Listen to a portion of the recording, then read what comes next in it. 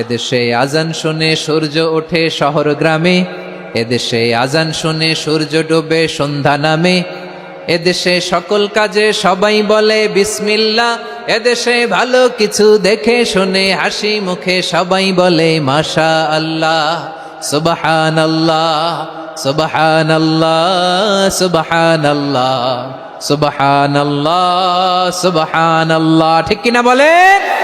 লিল্লাহি তাকবীর, লিল্লাহি তাকবীর। দ্য ক্ল্যাশেস অফ সিভিলাইজেশন, সভ্যতার সংঘাত। স্যামুয়েল হ্যান্টিংটন একটা বই লিখে গোটা বিশ্ব কাঁপিয়েছেন। বিভিন্ন সভ্যতার উত্থান এই পৃথিবীতে ঘটেছে, আবার পতন হয়েছে।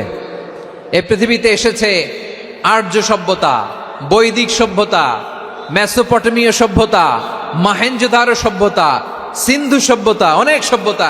এখন চলতেছে পাশ্চাত্যের ডমিনেশন, তারা এখন সুপার পাওয়ার। স্যামুয়েল হ্যান্টিংটন বলে এক সভ্যতা, এক সুপার পাওয়ার বেশি দিন প্রভাব খাটাতে পারে না। এই পাশ্চাত্যের এই সভ্যতারও একদিন কবর রচিত হবে, এটাও একদিন নিচে নামতে বাধ্য হবে। এরপরে এমন এক সভ্যতা দাঁড়াবে যে সভ্যতার পতাকার মধ্যে থাকবে লেখা লা ইলাহা ইল্লাল্লাহ। ওই সভ্যতার পতন পৃথিবীর কেউ করতে পারবে না। চিল্লায় বলেন ঠিক কিনা? সেটাই হচ্ছে ইসলাম। নাহনু কওমুন আ'আজ্জানাল্লাহু বিল ইসলাম, আমরা এমন জাতি যে জাতিকে ইসলাম দিয়ে সম্মানিত করেছে কে? ফাইন ইবতাগাইনাল ইজ্জাতা বিগাইরিহি আযান্নাল্লাহ। ইসলাম ছাড়া অন্য কোথাও যদি আমরা সম্মান তালাশ করি, আমাদেরকে আল্লাহ তাআলা অপমানিত করে ছাড়বেন। ইসলাম, ইসলাম ছাড়া অন্য কিছু আমরা মানি না, মানব না। চিল্লায় বলতে হবে ঠিক কিনা? ইসলাম বিরোধী কোনো মতবাদ আমরা মানব না। চিল্লায় বলেন ঠিক কিনা? ইসলাম আছে, ইসলাম থাকবে। যারা ইসলামকে মাটির নিচে গেড়ে ফেলতে চায়, ওরা জানে না ইসলামের ধর্ম কি। ইসলাম চারা বীজের মতো, ইসলামকে জমিনের ভিতরে গেড়ে দিতে চাইলে এটা শাখা প্রশাখা নিয়ে আসমানের দিকে, উপরের দিকে উঠে যায়। চিল্লায় বলেন ঠিক কিনা? এজন্য আল্লাহর হাবিব বলেন, 6টি মৌলিক কর্মসূচির সারমর্ম হলো ইসলাম। আওয়াজ করে বলেন তো কয়টি? ফরমান 6টি মৌলিক কর্মসূচির সারমর্ম হলো ইসলাম। এক হলো তুমি সাক্ষী দিবা আল্লাহ ছাড়া কোনো ইলাহ নাই, মুহাম্মদ ছাড়া রাসূল নাই, তিনি আমাদের রাসূল। সালাত কায়েম করবা, যাকাত আদায় করবা, সামর্থ্য থাকলে আল্লাহর ঘরে হজ করতে যাবা। এই 6টা কর্মসূচির সারমর্মের নাম হলো ইসলাম। ময়মনসিংহবাসী আওয়াজ করে বলেন, এই 6টা কর্মসূচির সারমর্মের নাম কি? তাহলে ইসলাম কারে বলে বুঝতে পারছেন? এই যে এখানে কত সুশৃঙ্খল, আমার দিকে তাকায় আছে চাতক পাখির মতো, কি সুশৃঙ্খল। আর এই যে ধাক্কা ধাক্কি করতে করতে, ভাইয়েরা বসে যান, বসে যান, বসে যান, কষ্ট হইলেও বসে যান, অল্প কিছু সময়, এরপর বিদায় নিব, বসে যান।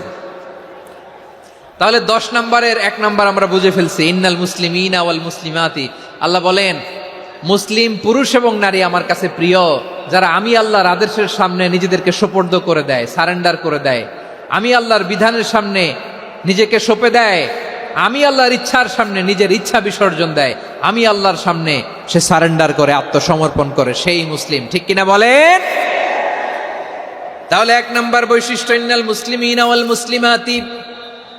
এরপরে আল্লাহ বললেন ওয়াল মুমিনিনা ওয়াল মুমিনাতি, বিশ্বাসী নারী এবং পুরুষ, আত্মসমর্পণকারী নারী এবং পুরুষ যেমনি আল্লাহর কাছে প্রিয়, ইমানদার পুরুষ এবং নারীরাও আল্লাহর কাছে প্রিয়। পড়েন সুবহানাল্লাহ। মুমিনিনা ওয়াল মুমিনাতি। দেখেন, আমি আলোচনার শুরুতেই বলেছি, এই আয়াতে আল্লাহ তাআলা পুরুষদের কথা বলার সাথে সাথে পাশাপাশি কাদের কথা বলেছেন? নারীদের কথা। আওয়াজ করে বলেন, কাদের কথা? হ্যাঁ, নারীদের কথা বলেছেন। এজন্য মুমিনিনা ওয়াল মুমিনাতি, আল্লাহ ইমানদার পুরুষদের যেমনি পছন্দ করেন, ইমানদার নারীদেরকেও তিনি পছন্দ করেন। ঈমান মানে হচ্ছে স্বীকৃতি দেওয়া। ঈমান মানে স্বীকৃতি দেওয়া। কিসের স্বীকৃতি? বিশ্বাসের স্বীকৃতি। কিসের? মাশাআল্লাহ, বিশ্বাসের স্বীকৃতি। এই পৃথিবীতে বিশ্বাসের দাম বড্ড বেশি।